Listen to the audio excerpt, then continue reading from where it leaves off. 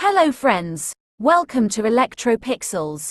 If you like our channel, please don't forget to like, share, subscribe and press the bell icon for getting further notification.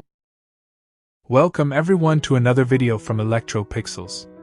Today, we have a TCL 32-inch LED TV on our workbench.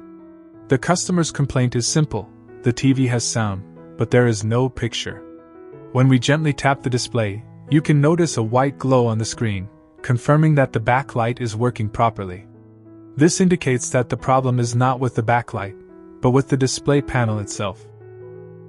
After a detailed inspection, we found that this TV uses a Samsung single COF display panel with an SM4186 Dc to Dc IC. Due to an internal short circuit in the gate signal lines inside the panel, the Dc to Dc IC has entered protection mode. As a result, important panel supply voltages such as VGH, VGL, and avdd are not generated, causing a complete no picture and no graphics condition even though the TV powers on normally. As you can see, the panel has gate signal tracks on both the right and left sides. We will begin by cutting the right side gate signal track using a precision cutting blade. If the picture returns after this procedure, there is no need to perform any further work. However, if the display remains blank, we must reconnect the right side tracks and repeat the process on the left side gate signal track.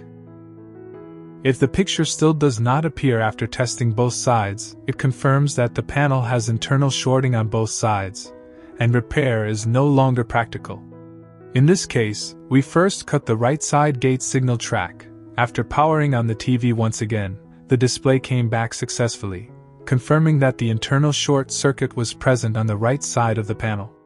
Please remember that this is only a temporary repair technique.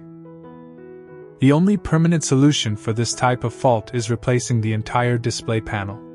Since the internal damage still exists, it is impossible to predict how long this repair will continue to work. It may last for months or it may fail again at any time, depending on the condition of the panel. That's all for today's repair. We hope this video helps you understand the diagnosis and repair process for this common LED TV panel fault.